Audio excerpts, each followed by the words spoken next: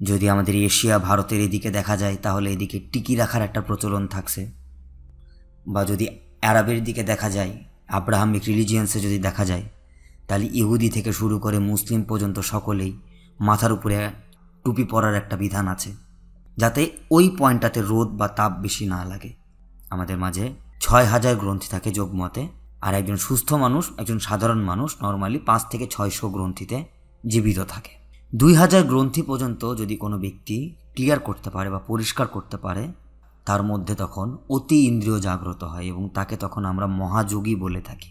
সে পরিষ্কার করার মাধ্যম হচ্ছে আপনি যত প্রকৃতিময় হবেন তত আপনার মাঝে সেই স্বস্তি শান্তি জিনিসগুলো চলে আসবে। আর এটি উৎপন্ন করার সবচেয়ে সহজ এবং সবচেয়ে উপযোগী মাধ্যম যেটি, সেটি হচ্ছে আমাদের আমি আপনানন্দ আপনাদের সাথে।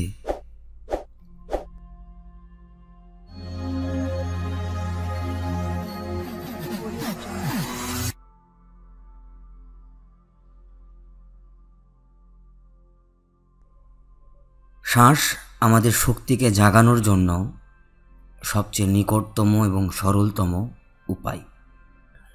দ্বিতীয়ত, মস্তিষ্ককে অ্যাক্টিভ করতে হইলে, মস্তিষ্কের ধারণ ক্ষমতা এবং কার্যক্ষমতাকে বৃদ্ধি করতে হইলে, প্লাস আমাদের যে সিক্স সেন্স বলি আমরা, আমাদের ষষ্ঠ ইন্দ্র সিক্স সেন্স, এটি বেসিক্যালি আমাদের যে আজ্ঞা চক্র রয়েছে দুই ভ্রু মাঝখানে পিনাল গ্রন্থি, এই গ্রন্থিরই একটি ক্রিয়া।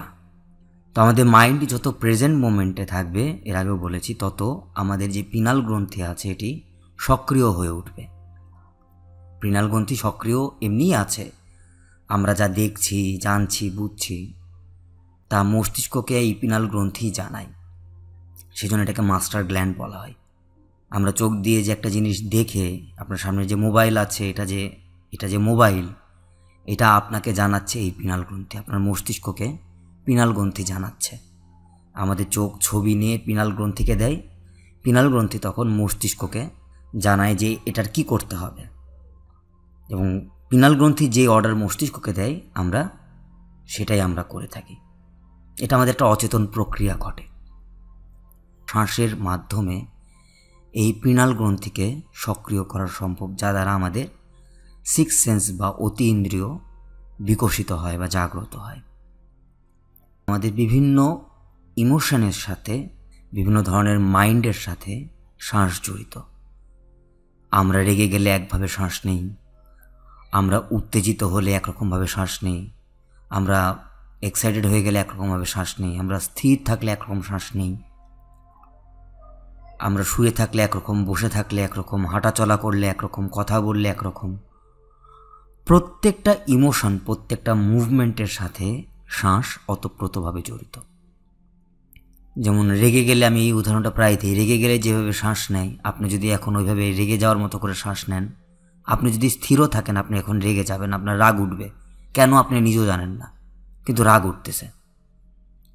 আবার রাগান্বিত অবস্থায় বা এই অবস্থাতে আপনি যদি দীর্ঘশ্বাস নেন, আপনি যদি রিল্যাক্সে শ্বাস নেন, তাহলে আপনার মাঝে স্থিরতা তো চলে আসবে।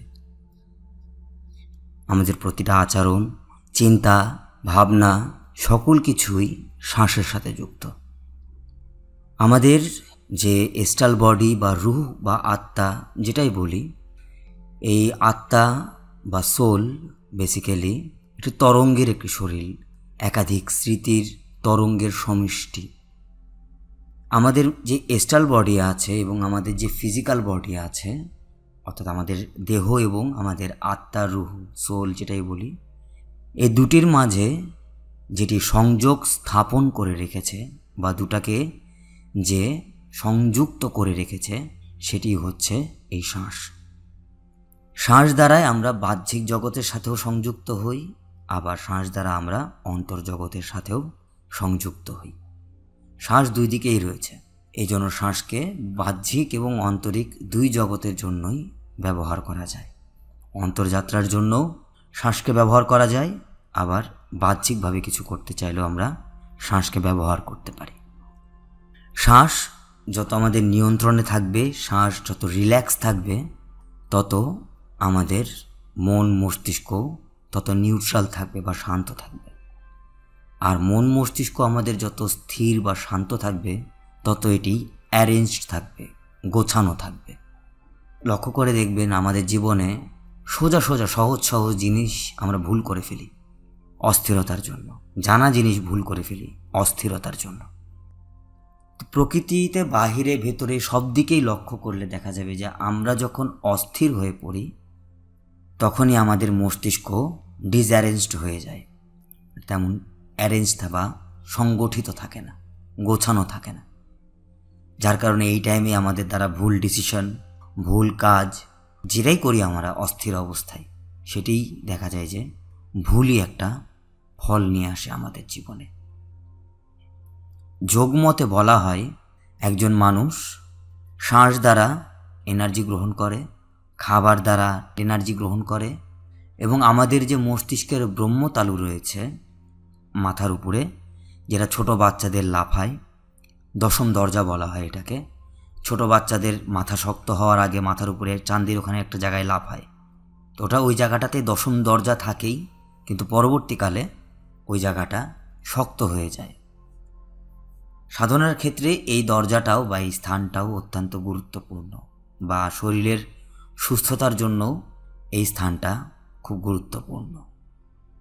এই স্থানে যাতে চোট না লাগে বা মাথা চান্দিতে যাতে আঘাত না লাগে, সেই জন্য দেখা যাবে যে বিভিন্ন রিলিজিয়ান্সে কিছু হোক আর না হোক মাথার উপরের এই জায়গাটুকুর প্রতি খুব তারা কেয়ারফুল থাকছে।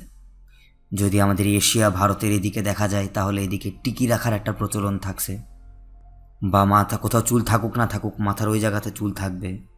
বা যদি আরবের দিকে দেখা যায়, আব্রাহামিক রিলিজিয়ান্সে যদি দেখা যায়, তাহলে ইহুদি থেকে শুরু করে মুসলিম পর্যন্ত সকলেই মাথার উপরে একটা কাপড় রাখার বা টুপি পরার একটা বিধান আছে, যাতে ওই পয়েন্টটাতে রোদ বা তাপ বেশি না লাগে। বুদ্ধের এরকম একটা ঘটনা আছে যে বুদ্ধর যে মূর্তিগুলো আমরা দেখি সেগুলোতে আপনি দেখবেন লক্ষ্য করে যে বুদ্ধর মাথার উপরে কোকড়া কোকড়া চুল, কিন্তু আসলে কিন্তু এগুলো কোকড়া চুল নয়, এগুলো হচ্ছে বেসিক্যালি শামুক। মানে ঘটনাটা এরকম, গল্পটা এরকম যে একবার ভগবান বুদ্ধ উনি বসে রোদের মধ্যে বসে ধ্যান করছিলেন, মাথা ছিল নাড়া করা আর কি, বুদ্ধদের যেই পদ্ধতি। তো রোদে তার মাথার চান্দিতে অত্যন্ত তাপ লাগছিল, কিন্তু তিনি সমাধি অবস্থায় ছিলেন, তার তো তেমন কোনো ফিল হচ্ছিল না, কিন্তু এতটাই সেই প্রকৃতির ময় হয়ে গেছেন যে সেই সময় 108টা শামুক তার শরীর বেয়ে তার মাথায় ওঠে এবং সমগ্র মাথাকে ঢেকে দেয়, এবং বিশেষ করে যে ব্রহ্মতালু আছে সেখানে তারা একটা স্তূপ তৈরি করে ফেলে, যাতে বিশেষ করে ব্রহ্মতালুতে কোনোভাবেই যেন তাপ না লাগে। এগুলো আমাদের কাছে অলৌকিক মনে হইতে পারে, কিন্তু এগুলো হচ্ছে প্রকৃতিময় হওয়ার একটা উদাহরণ বা একটা চিহ্ন বা নির্দেশনা।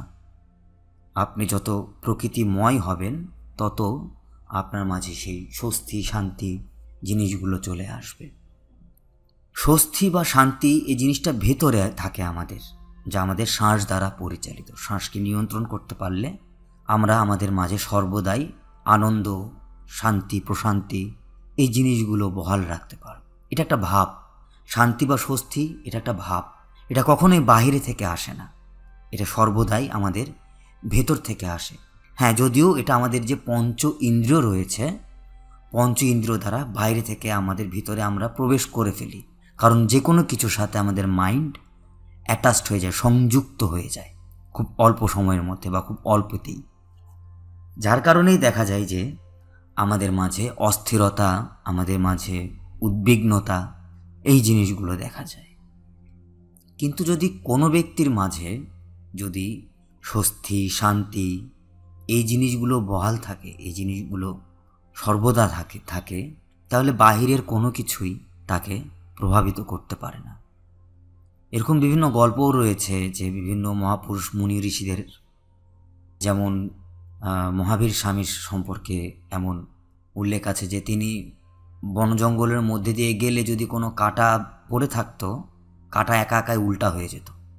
আবার রসুল পাক সম্পর্কেও এরকম জানা যায় যে তিনি যখন হাঁটতেন তার মাথার উপর দিয়ে বাদল উঠত। আসলেও বিষয়গুলো কতটুকু সত্য সেটা পরের বিষয়, কারণ অনেক আগের ব্যাপার আমরা জেনেছি বিভিন্ন কিতাব গ্রন্থ বা বিভিন্ন মানুষের মুখে জেনে। আসলেও এই ব্যাপারটা সত্য ছিল কি না সেটা পরের ব্যাপার।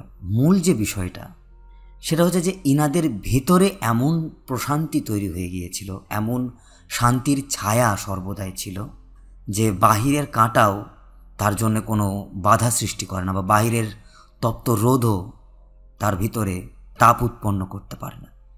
বাইরে তীব্র তাপ থাকলেও তার ভেতরে এতটাই প্রশান্তি, এতটাই শান্তি, যেন 24 ঘন্টায় তার উপরে একটা বাদল ঘুরে বেড়াচ্ছে, মেঘে যেন ছায়া ধরে ধূপেরই সময়।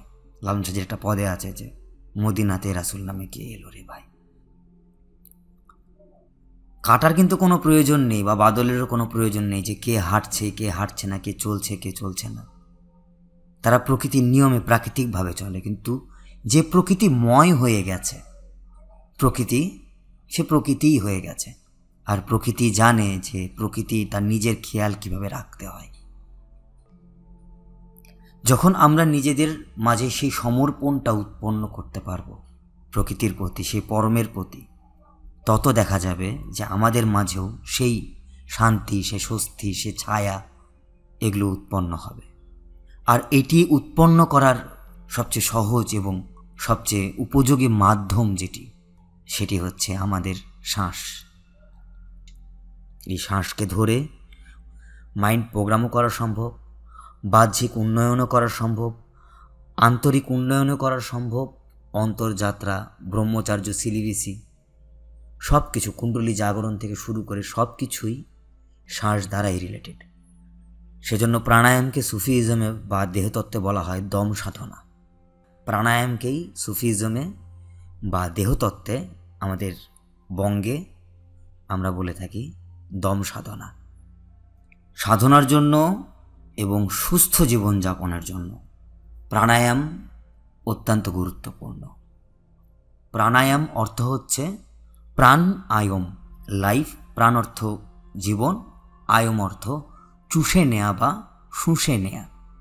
আমরা প্রাণায়ামের মাধ্যমে অধিক থেকে অধিক পরিমাণের অক্সিজেন নিজের ভিতরে যত বেশি প্রবেশ করাবো, তত আমাদের যেই নেগেটিভ ব্লকেজগুলো আছে বডির, সেই ব্লকেজগুলো ক্লিয়ার হতে থাকে। আমাদের মাঝে 6000 গ্রন্থি থাকে যোগমতে, আর একজন সুস্থ মানুষ, একজন সাধারণ মানুষ নর্মালি 5 থেকে 600 গ্রন্থিতে জীবিত থাকে। 2000 গ্রন্থি পর্যন্ত যদি কোনো ব্যক্তি ক্লিয়ার করতে পারে বা পরিষ্কার করতে পারে, তার মধ্যে তখন অতি ইন্দ্রিয় জাগ্রত হয় এবং তাকে তখন আমরা মহাযোগী বলে থাকি। একজন যাকে আমরা মহাযোগী বলছি, সে মহাযোগী হইতে হলে 2000 গ্রন্থি আমাদেরকে পরিষ্কার করতে হবে। সে পরিষ্কার করার মাধ্যম হচ্ছে প্রাণায়াম। যত বেশি প্রাণবায়ু ভেতরে প্রবেশ করবে, তত আমাদের মাঝে সতেজতা, উদ্যম, আনন্দ, প্রশান্তি, স্থিরতা, এই জিনিসগুলো তত বেশি প্রতিস্ফুটিত হবে। আমাদের মাইন্ড তত একাগ্র হবে। আমরা যেটাই করি, সেটা পড়াশোনা হোক, সেটা ব্যবসা বাণিজ্য হোক, সংসার হোক, যেটাই করি আমরা, সেটাই আমরা সংগঠিতভাবে, অ্যারেঞ্জডভাবে সেটা আমরা মেনটেন করতে পারব। আজকের মতো এখানেই শেষ করছি। আমার কথাগুলো ধৈর্য সহকারে শোনার জন্য আপনাদের সকলকে অনেক ধন্যবাদ। আপনাদের সকলের প্রতি আমার প্রেমভক্তি রইল। আমাদের আপন দর্শন চ্যানেলের ভিডিওগুলি ভালো লাগলে লাইক করুন, শেয়ার করুন এবং ভিডিও আপডেট পেতে সাবস্ক্রাইব করুন। ধন্যবাদ।